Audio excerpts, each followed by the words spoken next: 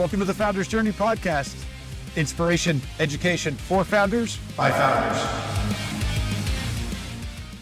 Hey, I'm Greg Moran, co-founder of Evergreen Mountain Equity Partners and host of the Founders Journey podcast. And today we're going to talk about the final trait as we've been going through this series on those traits of the world's best founders from our groundbreaking research that we just released at Evergreen on the entrepreneurial adaptive innovator archetype. This trait is really something that's critical to being a successful leader, but it also just kind of makes you a little bit better person as well.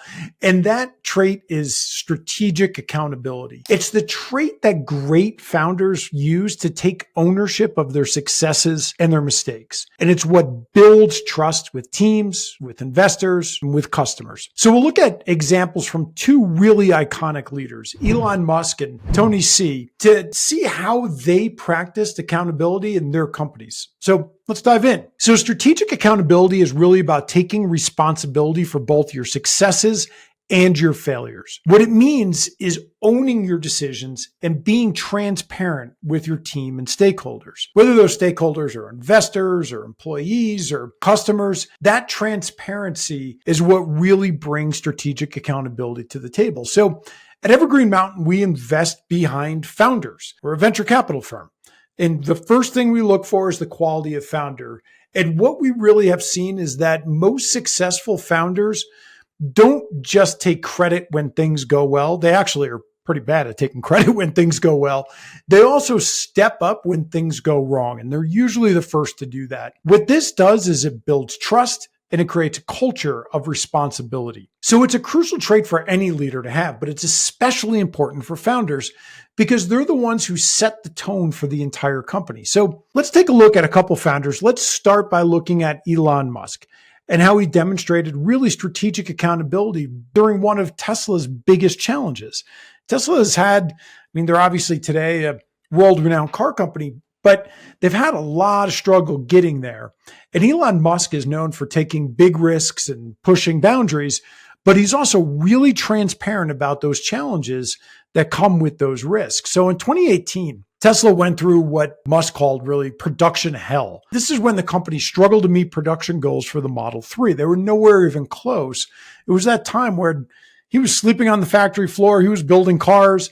It was a defining moment for Tesla and a defining moment for Elon Musk as he really took full responsibility for the delays and the manufacturing issues that were really ensuing. So he didn't hide behind the problems or blame others. What he did was really publicly acknowledge the issues. He worked on the factory floor with his team and he took ownership by fixing the production process. So by stepping up and being transparent, what he was really able to do was reassure investors, reassure employees, reassure customers that he was accountable and he was really committed to solving the problem.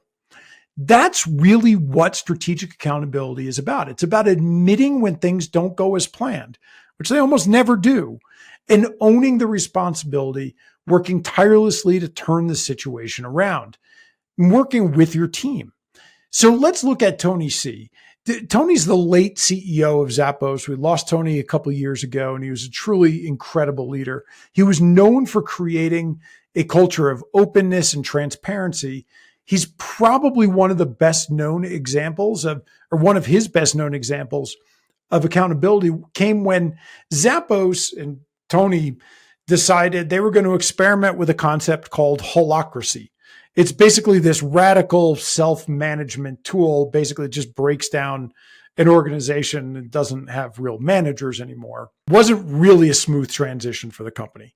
Many employees found the system challenging. It just wasn't working. But Tony took full responsibility for the experiment. So rather than blame the employees and try to force them, what he did, he went directly at the issues that were coming up. He owned the decision and he worked with his team to really adjust the system. He was completely transparent with employees about the challenges. He listened to their feedback and then he made changes while staying really committed to Zappos' values of innovation and collaboration. His willingness to both own the successes and own the missteps of this initiative really helped preserve the strong culture at Zappos that really built that company and built deeper trust within their employees. So how do you apply strategic accountability? How do you develop this trait in yourself and in your business? Here are some steps to at least start with. Own both the successes and the mistakes. When things go right, celebrate with the team. When things go wrong, take responsibility. There's a saying in management that says, the wins go to the team, the losses go to me. Think about that. Owning the successes and the mistakes. Be transparent. Communicate openly with your team and your stakeholders, investors, customers, employees, even when it's uncomfortable, especially when it's uncomfortable. Learn from your failures. Use your mistakes as real opportunities to grow and improve the process. The failures are going to happen in a startup. That's just the way it is.